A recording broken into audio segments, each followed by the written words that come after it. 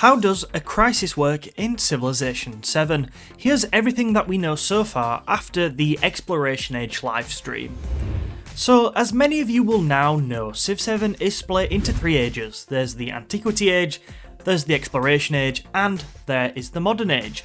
On normal speed, each of these ages lasts around 150 to 200 turns, with factors such as progression down the legacy paths contributing to age progress.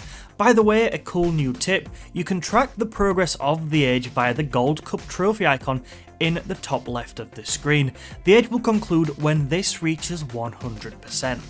What is a crisis? Well, towards the end of an age, the world will encounter a crisis. It's a period of time that will pose every civilization significant challenges and quite possibly shake the world order up a little bit.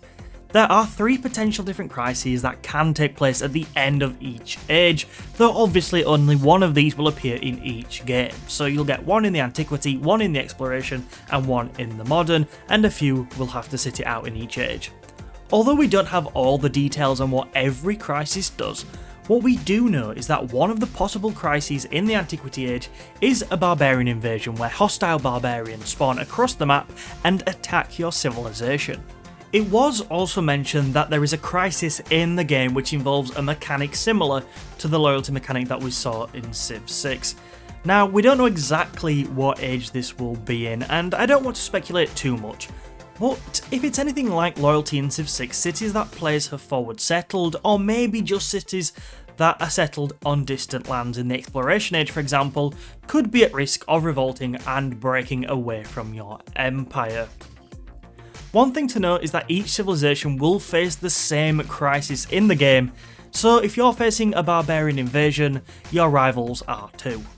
Another part of each crisis is the crisis policy cards. Now these are compulsory and you have to deploy a number of these in your government.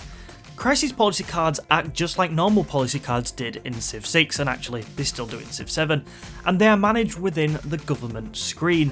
However, instead of bonuses, they give some seriously ugly penalties. To give a taste, the Antiquity Age crisis policy cards we saw in the Exploration Age livestream were Inferior Tactics, which will give your civilization -6 combat strength against independent powers, Banditry, which is -5 gold for each imported resource, Barbarian Mercenaries, plus 100% gold to maintain military units, that is so expensive, Rebellious Commanders, which gives -1 happiness in all cities for each commander level, Tribute, which gives -10 gold for each city-state that you are suzerain of, and Decentralization, which gives you -75% gold and food in towns with a specialization.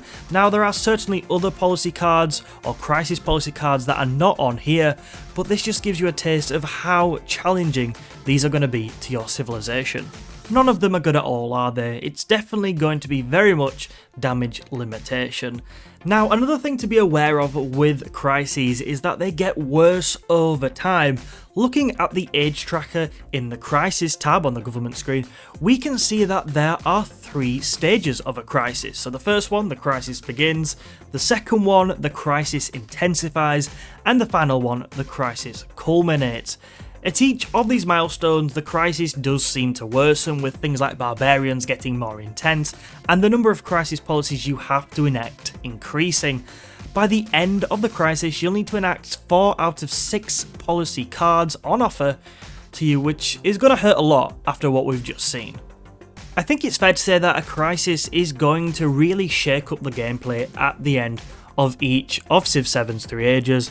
But the good news is that neither the crisis nor the crisis policy cards actually progress to the new age.